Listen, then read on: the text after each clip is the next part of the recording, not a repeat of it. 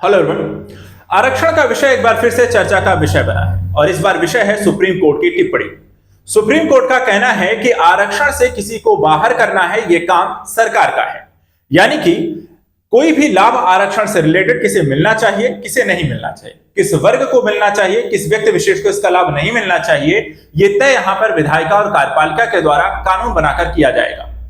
इसको लेकर के देखा जाए तो पहले भी सुप्रीम कोर्ट के द्वारा एससी एसटी मामले के उपवर्गीकरण को लेकर के 7 सदस्यीय संविधान पीठ ने अपना फैसला सुनाया था, जिसमें ईवी चिनैया मामले में अपने फैसले को ही उन्होंने पलटा था। पूरा मामला आखिर क्या है, आरक्षण का मुद्दा ये क्यों चर्चा का विषय है, विधायिका और कार्यपालिका की भूमिका क्या है, क्या आरक्षण का लाभ यहां पर एससी एसटी वर्ग के उपवर्गीकरण के माध्यम से किस वर्ग विशेष को बाहर किया जाएगा, इन सारे मुद्दों को आइए यहां पर थोड़ा सा समझते हैं कि ये चर्चा का विषय क्यों बना हुआ है। सबसे पहले देखिए, जो सुप्रीम कोर्ट की एक टिप्पणी है क्रीमी लेयर को लेकर के है। क्रीमी लेयर पर सुप्रीम कोर्ट की बड़ी टिप्पणी है जिसमें कहा है कि आरक्षण से बाहर करना सरकार का काम है, यानी कि एक तरीके से न्यायपालिका इसमें यहां पर कोई कानून इत्यादि नहीं बनाने वाली है। जो जिसकी जिम्मेदारी यानी कि विधायिका की है कानून बनाने की, तो विधायिका यह काम यहां पर करेगी। यह मामला क्यों चर्चा का विषय है, जबकि संविधान पीठ ने इस पर पहले ही फैसला सुना दिया है, तो वो भी आइए समझते हैं।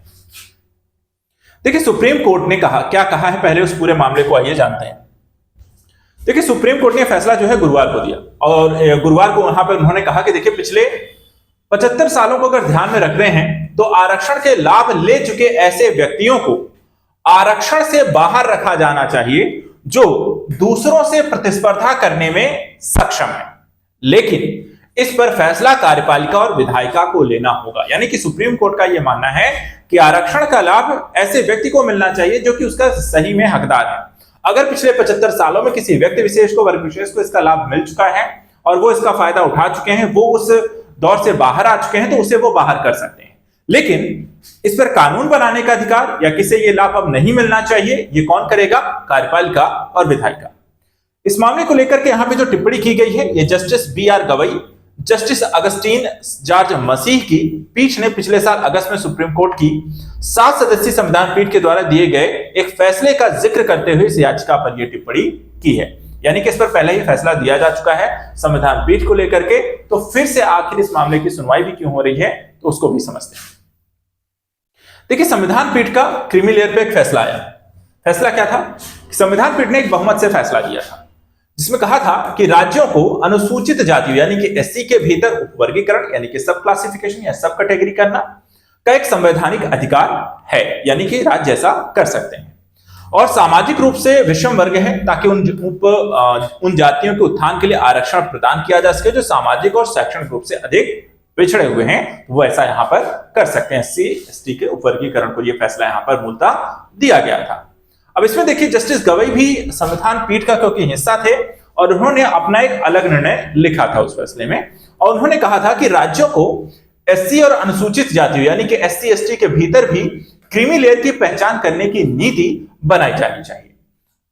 उनमें से जो लोग सक्षम हैं उन्हें आरक्षण का लाभ नहीं देना चाहिए, ऐसा यहां पर जस्टिस गवई ने अपने फैसले में लिखा था। उनका भी मानना था कि देखिए, उपवर्गीकरण होना चाहिए, लेकिन उस उपवर्गीकरण के माध्यम से यह सुनिश्चित करना होगा कि यह लाभ यहां पर किसको मिले और किसको नहीं मिले। एससी एसटी की जो सब कैटेगरी है उस पर सुप्रीम कोर्ट ने आगे क्या कहा था, तो देखिए, 7 सदस्यीय पीठ का फैसला था जो कि निर्णय आया था 6-1 से, बहुमत से फैसला किया गया था। एससी एसटी वर्ग के ज्यादा जरूरतमंदों को आरक्षण का लाभ देने की इसमें बात की गई थी, जिसके लिए उपवर्गीकरण को सही ठहराया गया।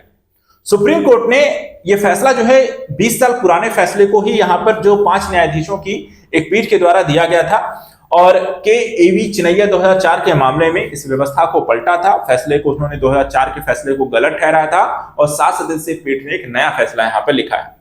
ईवी चिनैया मामले में अगर हम देखें तो उसमें 5 न्यायाधीशों ने कहा था कि एससी एसटी का एक समान समूह वर्ग है और इनका वर्गीकरण नहीं किया जा सकता है क्योंकि वो सभी एक जैसे ही हैं। इसलिए यहां पर उस समय उपवर्गीकरण का जो 20 साल पहले डिसीजन आया था उसका विरोध किया गया था, लेकिन बाद में इसे पलट दिया गया। अब पिछले साल 1 अगस्त को सुप्रीम कोर्ट ने सुनवाई में स्पष्ट किया गया था कि राज्य पिछड़ेपन और सरकारी नौकरियों के प्रतिनिधित्व के मात्रात्मक और प्रदर्शन योग्य आंकड़ों के आधार पर उपवर्गीकरण कर सकते हैं, ना कि सनक और राजनीतिक लाभ के लिए। यानी कि अगर आपको इस उपवर्गीकरण को सही ठहराना है तो क्या आधार होना चाहिए? आधार होना चाहिए कि राज्य में पिछड़ेपन, सरकारी नौकरियों में मात्रात्मक और प्रदर्शन योग्य आधार पर लोगों को समुचित प्रतिनिधित्व यहां पर मिलना चाहिए। ऐसा नहीं कि आपको कहीं राजनीतिक वोट बैंक बन रहा है तो उसके कारण आप किसी भी वर्ग को आरक्षण का लाभ दे रहे हैं। इसी चीज को लेकर के जो फैसला आया था, अगस्त में आया था, अगस्त से लेकर के अभी तक देखें जनवरी स्टार्ट हो गई है। इस फैसले को लेकर के विधायिका और कार्यपालिका की तरफ से किसी भी तरीके के ना तो विधेयक ना ही किसी प्रकार के कार्य प्रक्रियाओं को आगे बढ़ाया गया है, जिसको लेकर के याचिका यहां पर सुप्रीम कोर्ट में लगाई गई और सुप्रीम कोर्ट ने उसी याचिका पर सुनवाई करते हुए कहा है कि देखिए, आरक्षण से किसी को बाहर करने का काम सरकार का है। विधायिका और कार्यपालिका जो है, विधायिका कानून बनाए, कार्यपालिका उसे लागू करे। न्यायपालिका ने अपना काम यहाँ पे कर दिया है कि उपवर्गीकरण किया जा सकता है। संविधान पीठ ने अपना फैसला सुना दिया है और अब यहाँ पे जिम्मेदारी विधायिका और कार्यपालिका की है। तो आज के सत्र में इतना ही। नेक्स्ट वीडियो में ऐसे ही इंपॉर्टेंट जरूरी यहाँ पर खबरों को लेकर के, करंट अफेयर्स को लेकर के आप हमारे साथ लगातार जुड़े रह सकते हैं। नई नई यहाँ पर परीक्षा उपयोगी जानकारियों के लिए भी। आज के लिए इतना ही। Thank you so much and good luck.